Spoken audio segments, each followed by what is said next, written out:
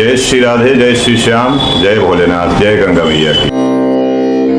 तो आइए आज हम सनातन प्रेमियों को, प्रभु प्रेमियों को, सभी अध्यात्म के प्रेमियों को महाकुंभ की जानकारी साझा कर रहा हूँ।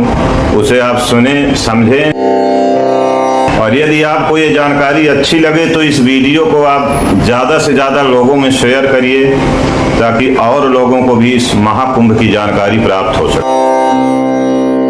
जिन्हें सनातन पर श्रद्धा है, जो अध्यात्म को मानते हैं, उनसे मैं महाकुंभ की जानकारी साझा कर रहा हूँ।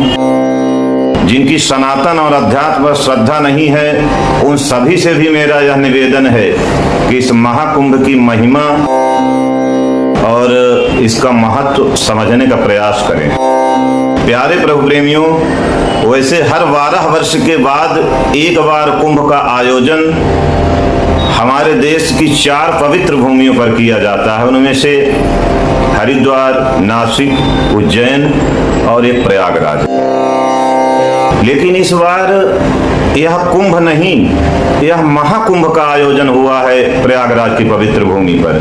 तो ये महाकुंभ क्यों है, यही बात हमको करनी है, यही जानकारी हमें लेनी है और इसी के बारे में मैं बात करना चाहता हूँ। इसे महाकुंभ क्यों कहा जाता है? दोस्तों, 12 वर्षों में लगने वाला कुंभ जब 12 बार रिपीट करता है, 12 बार अलग अलग जगहों पर हो जाता है, तो उसमें से 144 वर्ष पूरे होते हैं। और जब ये 144 वर्ष पूरा हो जाता है, तब हर 144 वर्ष के बाद प्रयागराज की पवित्र भूमि पर त्रिवेणी संगम पर यह महाकुंभ का आयोजन किया जा रहा है। जो ये आप जान लीजिए कि यह 144 वर्ष पूर्ण होने पर महाकुंभ का आयोजन हुआ है। इसे महाकुंभ क्यों कहा जाता है? यही कारण है कि यह 144 वर्ष पूरा होने के बाद ये, और 144 वर्ष बहुत होता है।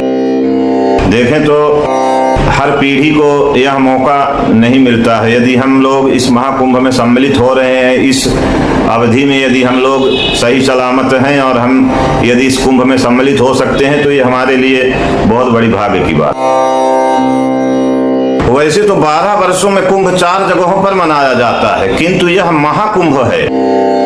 कहते हैं जब राक्षस और देवताओं ने मिल करके समुद्र का मंथन किया, समुद्र में से बहुत सारी चीजें निकली, 16 रत्न निकले समुद्र में से।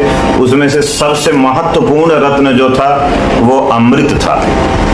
और जब ये अमृत समुद्र में से धन्वंतरी भगवान, जो कि नारायण के ही अवतार हैं, तो अमृत का कलश लेकर के, जब अमृत घट लेकर के निकले, तो राक्षसों ने उनके साथ छीना झपटी करी। फिर राक्षसों के हाथ से गरुड़ जी ने ले लिया। ये छीना झपटी में और भाग दौड़ में हमारे देश की पवित्र 4 भूमियों पर कुछ बूंदें गिर गईं, कुछ अमृत की छींटें गिरी, जिसके वजह से ये 4 जगह कुंभ के नाम से, कुंभ उत्सव के नाम से जानने लग गया, कुंभ स्थल के नाम से।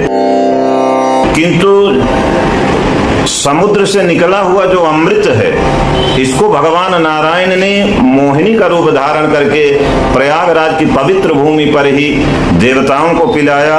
और देवताओं को पिलाते समय आप ये भी जानते हैं होंगे कि जब भगवान देवताओं को अमृत पिला रहे थे, उस समय एक सूरभानु नाम का दैत्य आया और उसने धोखे से कुछ अमृत पी लिया। बाद में भगवान नारायण ने उसको अपने सुदर्शन चक्र से 2 टुकड़ा कर दिया और वही राहु केतु बना।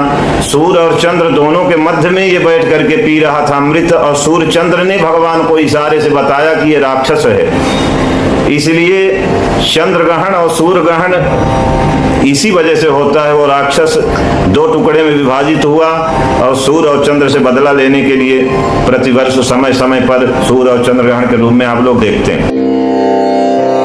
तो जब यहाँ अमृत बांटा जा रहा था, तो ज्यादा मात्रा में यहाँ अमृत की बूंदें गिरी थी। तभी भगवान ने यह स्वयं कहा था कि आज का यह नक्षत्र योग प्रत्येक 45 वर्ष पूर्ण होने पर पुनः बनेगा, जिसके निमित्त प्रयागराज की पवित्र भूमि पर महाकुंभ का आयोजन किया जाएगा।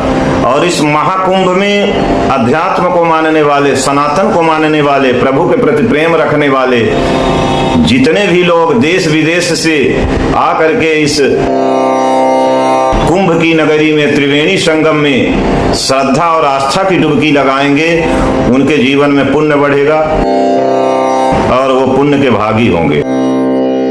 और दूसरी बात, इस महाकुंभ के स्नान से प्राप्त होने वाले महापुण्य का स्थान अन्य कोई भी धार्मिक पुण्य नहीं ले सकता है। इसलिए मैं भागवत कथावाचक राजकुमार मिश्र आप सबसे इस पुण्य के भागीदार बनने का निवेदन करता हूँ। चाहे एक ही डुबकी लगाइए, लेकिन आस्था की डुबकी जरूर लगाइए, जरूर पहुंचिए और माँ गंगा के इस त्रिवेणी संगम पर अपनी हाजिरी लगाएं। प्रयागराज की महिमा तो वेदों में, पुराणों में वर्णित है। यह वही प्रयागराज है जहां 5000 वर्ष पूर्व सबसे बड़ा यज्ञ, अति रुद्र महायज्ञ का आयोजन ऋषि मुनियों के द्वारा किया गया था।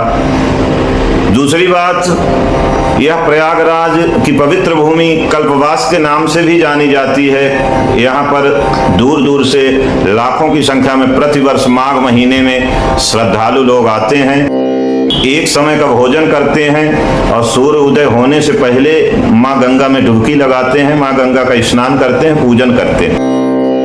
और ये सारे सत्कर्म करके कल्पवासी लोग अपने मोक्ष का द्वार खोल लेते हैं।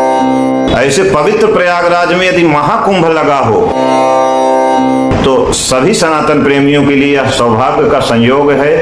यदि आप महाकुंभ में सम्मिलित हो रहे हैं तो मेरा एक आप लोगों से विशेष आग्रह है, आपको तीर्थ की मर्यादा और माँ गंगा की स्वच्छता, पवित्रता एवं साधु संतों की गरिमा का भी सम्मान और आदर रखना है। दोस्तों, तीर्थों में हम जब जाते हैं तो वहाँ ना ही कोई भिक्षुक और ना ही कोई ऊंच नीच या ढोंगी होता है। हम सब भगवान के ही बनाए हुए बंदे हैं, भगवान के ही बंदे हैं जो अपने प्रारब्ध का फल भोग रहे हैं। इसलिए आप सभी श्रद्धालुओं का आदर सम्मान करते हुए प्रसन्न मन से संगम में डुबकी लगाएं और आस्था श्रद्धा से ही माँ गंगा की पूजा करें। प्रयास करें कि माँ गंगा में फूल, दिया, वस्त्र इत्यादि वस्तुओं का प्रयोग न करें। हर हर गंगे, जय जय गंगे, जय श्री राधे।